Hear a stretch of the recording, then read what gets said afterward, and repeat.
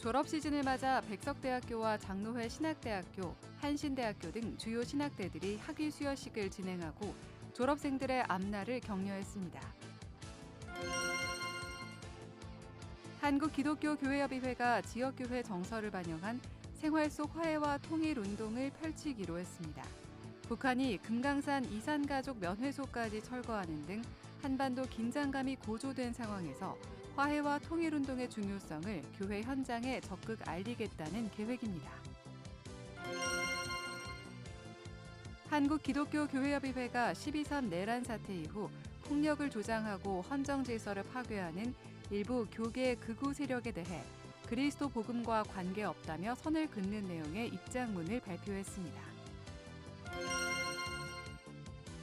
전 세계 선교지 소식을 전하는 미션 리포트. 오늘은 영하 50도에 육박하는 혹독한 겨울을 나고 있는 몽골의 소식을 살펴봅니다. 여러분 안녕하십니까? CBS 뉴스입니다.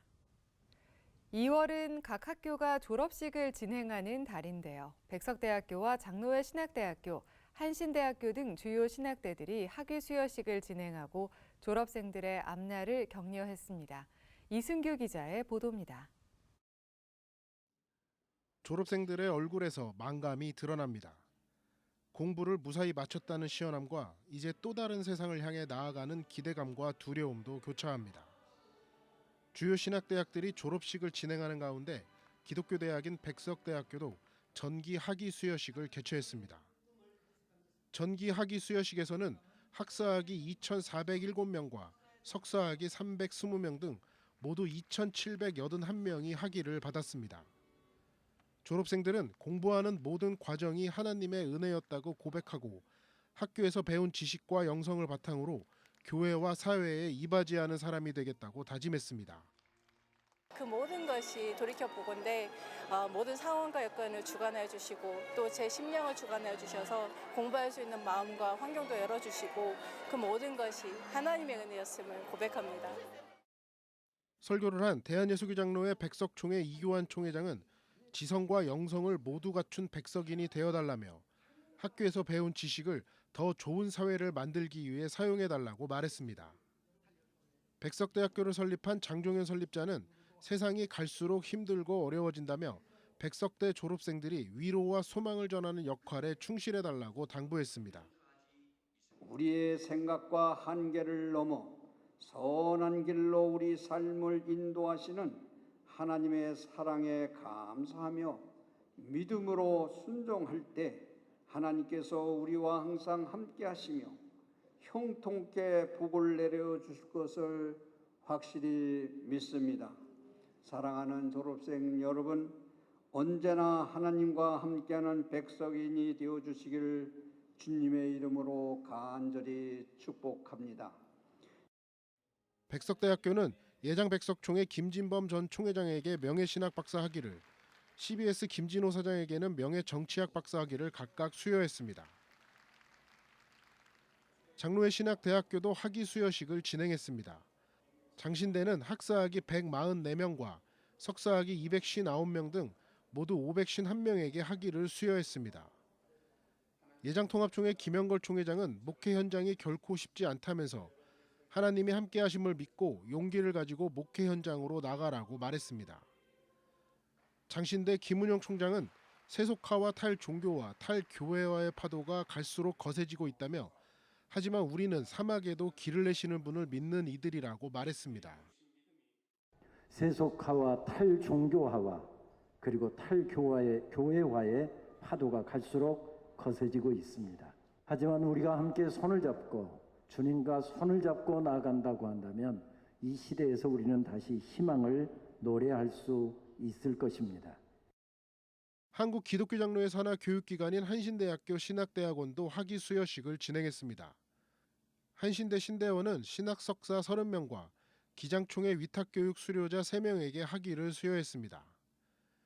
기장총회 박상규 총회장은 졸업생들에게 약속을 따르는 사람들이란 제목의 설교를 전하고 하나님의 말씀에 순종하며 땅끝까지 복음을 전하는 목회자가 되길 바란다고 말했습니다.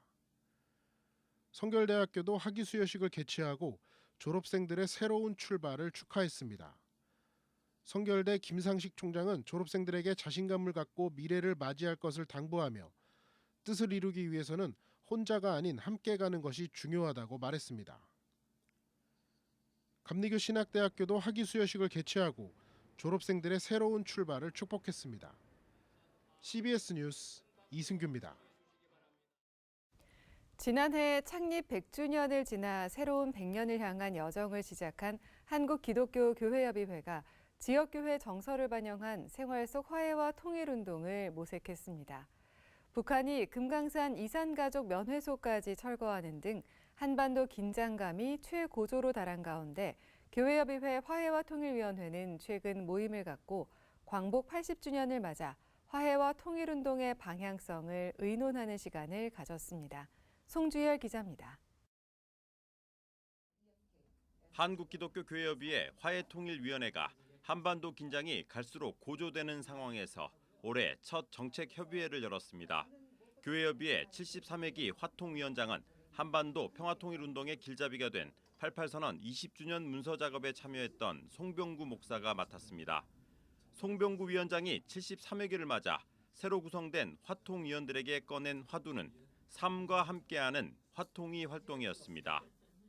화해 목회가 정말 어렵더라고요. 요즘 저희 교회처럼 샬롬한 교회도 바깥의 영향을 받아요. 화해와 통일위원회는 지나가다가 한번 만나는 그런 위원회가 아니라 우리 삶이 함께 참여하는 위원회다. 교회협의회 김종생 총무도 화통위 정책협의회 모임에 참석해 인사말을 전했습니다. 김종생 총무 역시 생활 속 화해와 통일운동의 필요성을 강조했습니다.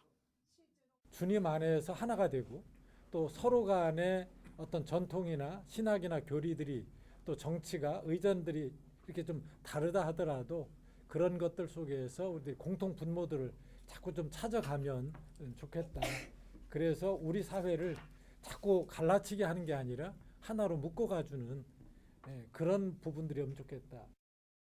교회협의회 화해와 통일위원회는 광복 80주년인 올해 12.3 내란 사태와 미국 트럼프 정부 출범 등 급변하는 국내외 정세 속에 한반도 평화 구축의 필요성에 주목하고 다양한 의견을 교환했습니다.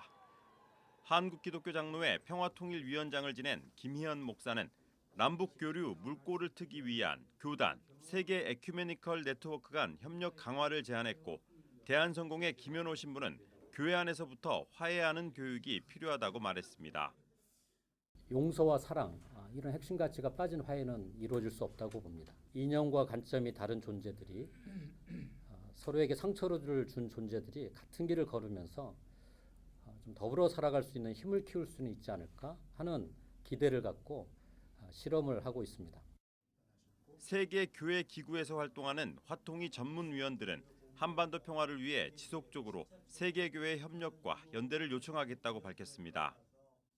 우리가 왜 여전히 통일에 대해서 이야기해야 되고 또 어떻게 한국교회가 이바지할 것인가를 그리고 세계교회에 무엇을 요청할 것인지를 좀 잘 듣고 전달하는 그런 역할로 삼고 있습니다. 에큐메니컬 운동을 이끌어가는 지도자들이 하는 평화운동은 확장성을 가지고 누구나 평화를 이야기할 수 있고 자신의 일상에서 위원장님께서 말씀해 주신 것처럼 그 평화와 세계 평화가 맞닿고 연결되어져 있다라고 하는 것을 만들어 나갈 수 있는 역할들을 화통위원회가 해주신다면 화통위원들은 광복 80주년인 올해 그 어느 때보다 그리스도 안에서 화해를 추구하고 한반도 평화를 이뤄가는 노력이 필요하다는 데 공감했습니다. 교회협의회 화통위는 올해 사업계획으로 2013년 WCC 10차 부산 총회 이후 10여 년 동안 진행된 한반도 평화조약 캠페인 활동에 대한 성찰과 평가의 시간을 마련하기로 했습니다. 화통위는 또 다음 세대를 위한 기독청년 평화통일 아카데미를 연중 2개월 동안 실시하고 DMZ 생명평화순례를 진행하는 방안도 검토하기로 했습니다. CBS 뉴스 송주열입니다. 한국기독교교회협의회가 12.3 내란 사태 이후 폭력을 조장하고 헌정 질서를 파괴하는 일부 교계 극우 세력에 대해 그리스도 복음과 관계없다며 선을 그었습니다. 교회협의회는 오늘 성명에서 12.3 개헌 발령은 명백한 친위 쿠데타였다며 여전히 집권당과 정부 요직에는 쿠데타 세력이 잔존하며 거짓과 왜곡으로 자신들의 잘못을 감추기 위해 여념이 없다고 비판했습니다. 교회협의회는 그러면서 더욱 심각한 문제는 극우 세력이 교회 안에서도 준동한다는 점이라며 사태가 여기에 이르기까지 하나님도 내 손에 죽을 수 있다 식의 신성 모독적 발언조차 방관하며 일부의 일탈로 치부했던 우리의 책임 또한 가볍지 않다고 밝혔습니다. 교회협의회는 우리가 바로잡지 않는 사이 그들은 점차 광신에 빠졌고 우리 사회의 근간을 뒤흔드는 반사회적 폭력 집단이 돼버렸다며 일부 개신교 극우 세력의 폭력적 반헌법적 행보는 그리스도의 복음과 아무런 관계가 없다고 비판했습니다. 아울러 교회협의회는 극우 개신교 세력의 폭주와 타락은 한국 개신교 내부에서 오랫동안 골마온 상처가 터져나온 결과라며 그리스도의 교회가 정의로웠는지 평화를 위해 헌신했는지 철저히 성찰하며 본래의 신앙을 회복하자고 강조했습니다. 대한예수교장로회 통합총회 재판국이 김의식 목사의 사생활 의혹과 관련한 기소를 기각한 가운데 교회개혁실천연대가 유감을 표했습니다. 개혁연대는 예장통합총회 재판국의 결정은 교회의 공정성과 도덕성을 훼손하는 행위라며 한국교회에 큰 실망을 안겨줬다고 말했습니다. 개혁연대는 이어 교회 지도자들의 윤리적, 도덕적 기준을 강화하고 부적절한 행위에 대해 엄격한 책임을 물을 수 있는 구조를 수립하라고 촉구했습니다. 개혁연대는 또 교회가 참된 회개와 갱신을 이룰 때 성도들의 신뢰를 회복할 수 있을 것이라고 덧붙였습니다.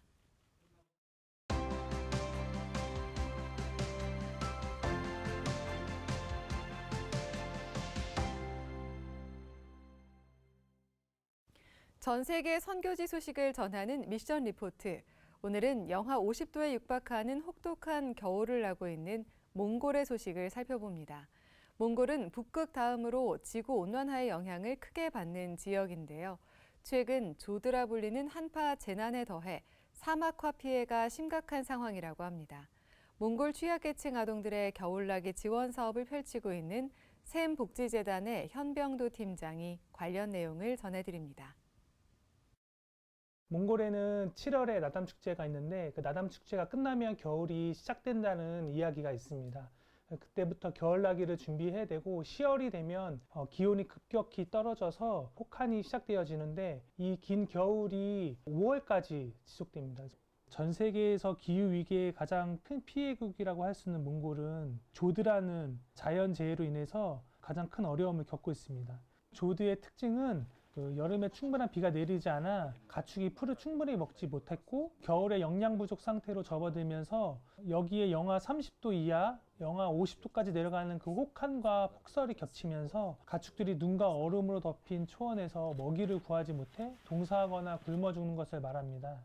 조드는 원래 10년 주기로 일어나는데 최근에는 2, 3년 주기로 짧아졌다가 그 피해도 더 커지고 있습니다. 지난 겨울에는 몽골의 21개의 도 중에서 17개의 도에서 조드 피해를 입었고 700만 마리 이상의 가축이 폐사한 것으로 알려져 있습니다. 이런 기후위기의 피해는 유목민들에게 직접적이고 또 심각한 위협이 되는데 많은 유목민들이 가축을 잃고 도시 빈민으로 전락하여서 이주하는 경우가 많이 발생하고 있습니다. 그래서 샘복지재단은 겨울나기 캠페인을 통해서 유목민의 수가 가장 많은 중부 지역의 취약계층 아동들에게 방한복과 또 생활용품 그리고 겨울나기 땔감 지원 사업을 진행하고 있습니다.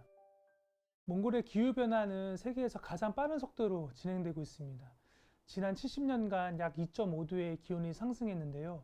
이러한 기후변화 또 기후위기는 전 세계에서 약 3배 이상 높은 수치입니다. 그렇다 보니까 예측할 수 없는 일들이 계속해서 발생되고 있고 또 가장 많은 온난화 현상이 발생되고 있습니다.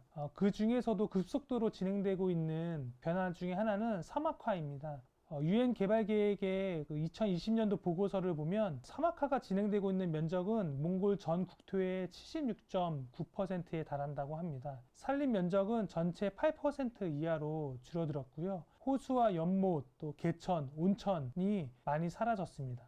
몽골의 기후변화는 사막화와 모래먼지로 인해서 우리나라의 미세먼지와 황사 발생에 영향을 미치고 있는데 이 황사가 중국을 거치면서 각종 중금속과 또 오염물질을 실어서 옵니다. 그렇기 때문에 몽골의 기후 변화와 그 사막화 또 이런 황사 발생은 우리에게도 또 건강에도 악영향을 주는 요인이 됩니다. 네, 몽골은 1990년대 초 공산주의 체제에서 민주주의로 전환되면서 몽골의 성교의 문이 열리기 시작합니다. 1990년대부터 2010년까지에는 몽골에 큰 부흥이 있었고 한때 기독교 인구가 3%까지 되었지만 현재는 다시 1%로 내려가는 침체기에 들어갔다고 봅니다. 초기에 몽골의 그 선교 사역은 복음 전파와 교회 개척이 주된 사역이었다면 현재는 새로운 전환점을 맞이하고 있다고 봅니다. 특히 K-팝 또는 한국 드라마, 한국어 교육을 통해서 한국 문화를 가까이 접하게 되면서 한국에 대한 큰 호감을 갖게 되고 이런 문화적 공감대가 선교에 좋은 기회가 되고 있다고 봅니다. 또한 한국에서 근로한 몽골 근로자들이 다시 고국으로 돌아가면서 몽골 선교에 많은 교두보 역할을 하고 있고 실제로 몽골 현지 지도자를 양성하는 일들이나 어떤 자립형 교회 또는 교회가 사회적 역할을 하는 데 있어서도 큰 역할을 하고 있다고 봅니다. 무엇보다도 몽골에는 남한과 북한 대사관이 다 설치되어 있고 또 양국과 좋은 관계를 유지하고 있어서 북한으로 나아가는 거점으로 선교적으로도 우리가 관심을 두어야 할 곳이라고 생각합니다. 초기 몽골 선교의 교회 중심의 구제사역에 대한 패러다임에서 벗어나서 기후위기 또 기후위기 피해를 입은 유목민들 등 또 현지인들에게 일자리 창출, 어떤 자립경제들이 이루어질 수 있도록 개발협력 사업을 고려하는 시기가 되었다고 봅니다. 교회와 또 저희같이 개발협력 NGO 그리고 현지 선교사가 협력하여서 함께 개발협력 사업으로 현지 민간 모두에게 인정받고 기독교와 또 한국에 대한 긍정적인 이미지를 심어주고 당당하게 사역해 나갈 수 있었으면 좋겠습니다. 몽골은 하나님의 보호와 은혜가 절실히 필요한 나라입니다. 특별히 혹독한 겨울과 그 조두 피해를 겪고 있는 그 유목민들을 위해서 기도해 주십시오. 유목민들이 하나님의 보호와 위로를 경험할 수 있도록 또 필요한 자원이 적절하게 공급되고 또 한국교회의 관심과 또 지원이 지속될 수 있도록 기도해 주시면 감사하겠습니다. 두 번째는 몽골 교회의 성장을 위해서 기도해 주십시오. 몽골 교회가 지역사회의 필요를 채우고 빛과 소금의 역할을 할 수 있도록 무엇보다도 현지 지도자들이 세워지고 교회가 자립하고 또 온전한 그 성숙을 이룰 수 있도록 많은 기도 부탁드립니다. 한국과의 교류를 통해서 복음과 삶의 변화를 함께 경험할 수 있는 청년 사역들이 더 많이 이루어질 수 있도록 많은 기도 부탁드립니다.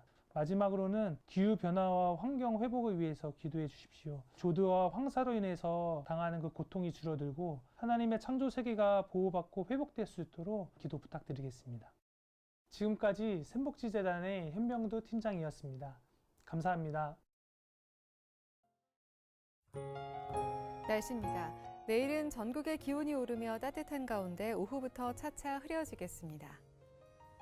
내일 아침 최저기온은 영하 6도에서 영상 2도, 낮 최고 기온은 7도에서 12도로 예상됩니다. 이상으로 뉴스를 마칩니다. 시청해주신 여러분 고맙습니다.